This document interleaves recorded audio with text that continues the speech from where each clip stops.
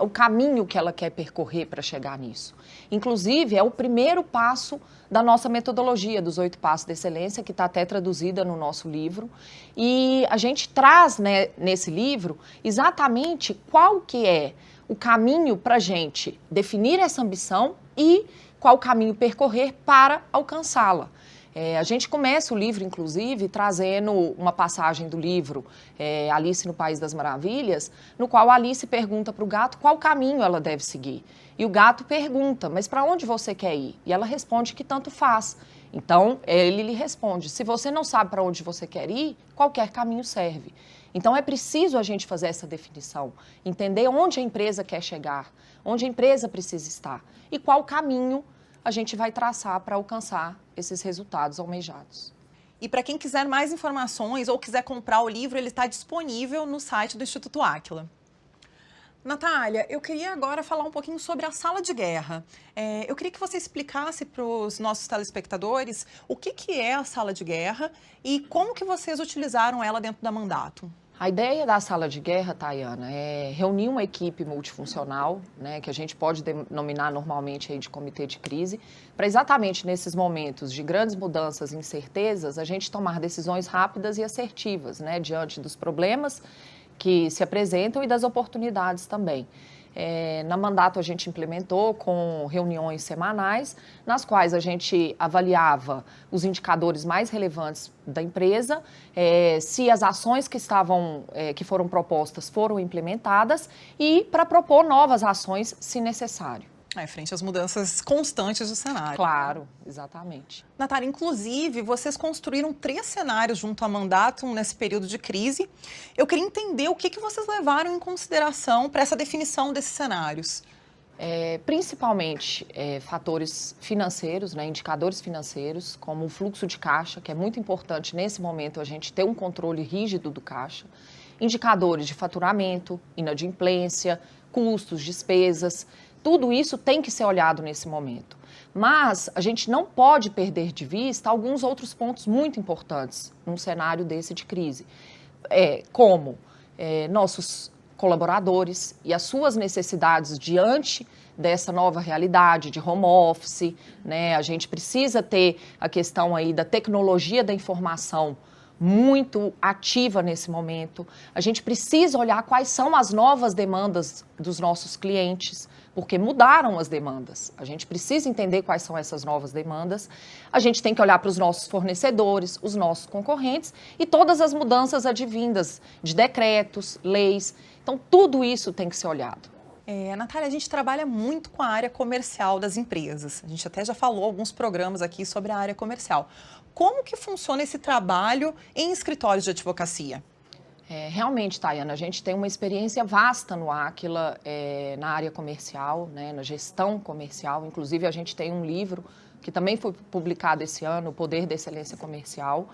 E diante dessa experiência que a gente tem na área comercial e também a vasta experiência de atuação em escritórios de advocacia de vários portes, em várias cidades, a gente conseguiu fazer uma adaptação dessa metodologia para os escritórios, né? E aí, o que a gente fez? A gente conseguiu mapear toda a metodologia comercial e trazê-la para os escritórios. E ela vai desde a triagem dos clientes, na qual a gente classifica esses clientes dentro do funil de vendas e entende quais ações têm que ser tomadas, em qual momento essa ação tem que ser tomada, até a manutenção do relacionamento e a retroalimentação.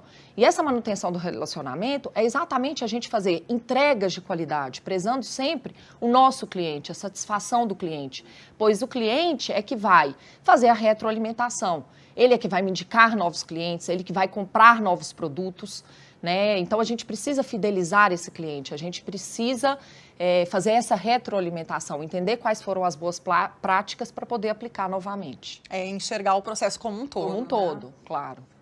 E eu queria também entender um pouquinho de como que vocês estão trabalhando a produtividade, o aumento de produtividade dentro desses escritórios. Alinhado, né, ao comercial, a gente precisa também trabalhar a eficiência. A gente tem que trabalhar a eficiência, a produtividade dos escritórios. E como que a gente faz isso? A gente pode fazer por meio da avaliação dos processos, né? Desde quando um processo, uma ação entra no escritório até quando essa ação é encerrada. Então, a gente avalia todo esse processo como uma fábrica. A gente coloca indicadores, a gente tenta trazer a maior eficiência de cada uma das etapas desse processo, definindo responsáveis, fazendo o acompanhamento, planos de ação para atingir os melhores resultados em cada uma das etapas. Além disso, nos escritórios, a gente consegue fazer também uma avaliação do time sheet dos advogados. E essa avaliação também a gente entende o que o advogado tem que entregar, como ele faz, com qual qualidade ele está entregando e com qual tempo. Por quê? Se eu tenho um advogado que entrega um trabalho numa melhor qualidade, num tempo menor, eu tenho que fazer isso ser um padrão e aplicar para as demais pessoas do escritório. Natália, fala um pouquinho pra gente o que é a timesheet, que eu acho que muita gente de casa ficou em dúvida do que é a timesheet. Timesheet, os escritórios eles têm um sistema no qual eles lançam o tempo que eles gastam para cada uma das atividades. E isso nos ajuda muito, tanto para avaliação da produtividade, quanto também para fazer cobrança para o cliente, para avaliar a rentabilidade dos contratos. Natália, agora eu quero falar de um outro ponto que também é super importante para os escritórios de advocacia. Aliás, é importante para todas as empresas, né? Que é o plano de cargos e salários. É usual os escritórios eles terem um plano de carreira bem definido, vinculado à remuneração variável? Na maioria dos escritórios com os quais a gente já trabalhou, a gente não encontra isso. Um plano de carreira bem definido, com progressão na carreira em função da meritocracia, que é o desempenho que cada pessoa tem, com remuneração variável vinculada aos resultados. É muito difícil a gente encontrar isso nos escritórios, mas isso é de suma importância. E é uma das coisas que, quando a gente chega, a gente tenta implementar nos escritórios. Por quê? Porque as pessoas, os advogados, os funcionários, eles precisam saber qual que é o seu papel dentro da instituição, o que é esperado dele. E por meio do book de metas e da remuneração variável, a gente consegue estabelecer qual que é o papel dele, qual que é o resultado esperado, vinculado à ambição, que a gente já falou lá atrás, qual que é o resultado que a gente espera de cada pessoa e a gente vincula a uma remuneração variável. Então, a pessoa sabe o que ela tem que fazer e ela se motiva, porque ela sabe que se ela alcançar aquilo, ela vai ter uma remuneração melhor. E, Natália, como uma última pergunta aqui, agora que a gente está começando a retomar esse período pós-pandemia, né? Quais são as empresas que vão conseguir sair na frente depois de toda essa crise? Tayana, a gente acredita que as empresas que olharam para dentro, que aproveitaram esse momento para trabalhar a sua eficiência, para olhar para a sua produtividade, que as empresas que olharam para as equipes, aproveitaram o momento para treinar as equipes, não perderam de vista o seu cliente, mantiveram aí o relacionamento com o cliente. Então, são aquelas empresas que olharam para a crise e se prepararam para enfrentá-la e para o momento pós-crise, aproveitando todas as oportunidades em termos tecnológicos também. Então, a gente acredita nisso. Natália, muito obrigada pela sua presença aqui hoje. É um prazer realmente te receber aqui novamente. Muito obrigada, eu é que agradeço a oportunidade. Nosso programa fica por aqui. Querendo rever ou compartilhar com seus amigos empreendedores o conteúdo desse programa, é só acessar o YouTube da TV Band Minas ou do Aquila. E se você está com alguma dificuldade de gestão aí no seu negócio, manda sua dúvida para a gente que nossos consultores vão responder. Nosso e-mail é gestãocoidentidade@aquila.com.br. Semana que vem estaremos de volta com mais técnicas e cases de gestão para te ajudar a ser um gestor excelente. Obrigada pela audiência e até lá!